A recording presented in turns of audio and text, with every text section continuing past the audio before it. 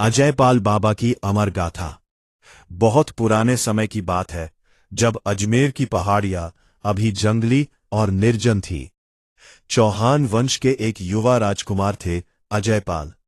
वे बड़े तेजस्वी, धर्मपरायण और शिव के परम भक्त थे। पिता की ओम नमः मृत्यु के बाद शिवाय। गद्दी संभाली ओम नमः तो उन्होंने शिवाय। सबसे पहले अजय पहाड़ी पर अपना नगर बसाया। नाम रखा अजय मेरू।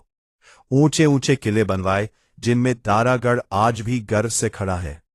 राजा अजयपाल ने राज्य को समृद्ध किया, लेकिन उनका मन सदा राजपाट से ज्यादा तप और भक्ति में रमा रहता था।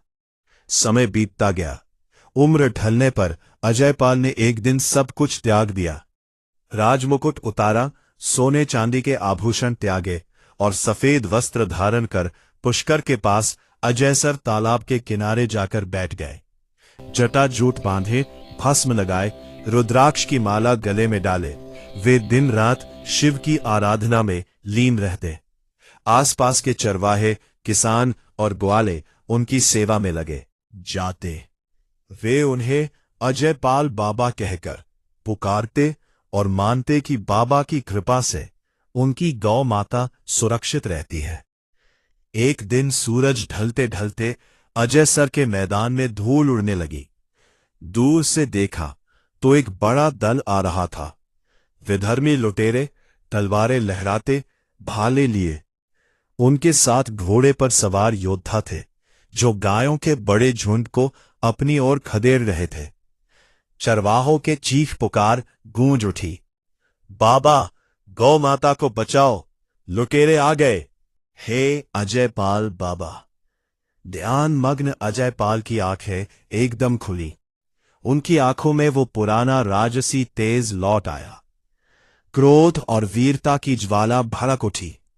वे उठे, पास पड़ी तलवार उठाई और एक घोड़े पर सवार हो गए। सफेद वस्त्र लहराते, जटा उड़ते वे मैदान में उतर आए। युद्ध शुरू हुआ।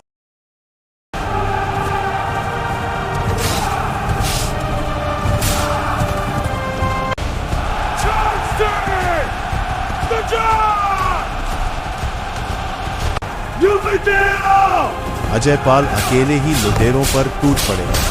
उनकी तलवार ऐसी चली जैसे बिजली गिर रही हो। कई लुटेरे धराशायी हो गए, लेकिन संख्या बहुत थी। एक शक्तिशाली योद्धा, उनका सरदार, अजयपाल पर जोरदार वार किया।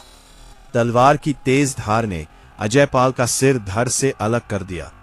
खून की धार बह निकली, सब चीख उठे। पर चमत्कार यही हुआ, अजयपाल का धड़ गिरा नहीं, वो खड़ा रहा। दाहिना हाथ अभी भी तलवार थामे था। बिना सिर के धड़ घोड़े पर सवार हो गया। तलवार फिर चलने लगी। तर्ण तर्ण तर्ण।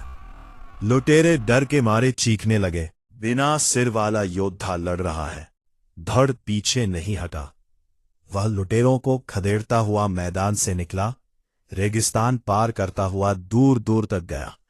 कुछ कथाओं में तो कच्छ तक। रास्ते में जितने दुश्मन आए, सब मारे गए। गायें सुरक्षित हो गईं। तब जाकर धड़ शांत हुआ, घोड़े से उतरा और धरती पर लेट गया। अजयपाल का सिर अजयसर में गिरा था, जहां आज उनका मंदिर है। धड़ कच्छ के अंजार में पहुंचा, वहां भी मंदिर बना। आज भी राजस्थान के लोग अजयपाल बाबा को झुंझार देवता मानकर पूजते हैं। लोग गीत गाते हैं, सिर कट्यो धड़ ना गिर्यो, गाया राखण आयो रे। अजयपाल बाबा अमर हो गया, लोक में गूंज उड़े। ये कहानी बताती है कि सच्ची वीरता और भक्ति मृत्यु को भी जीत लेती है। गौ माता की रक्षा में जो प्राण दे दे, वह कभी मरता नहीं, अमर हो जाता है। जय अजयपाल बाबा।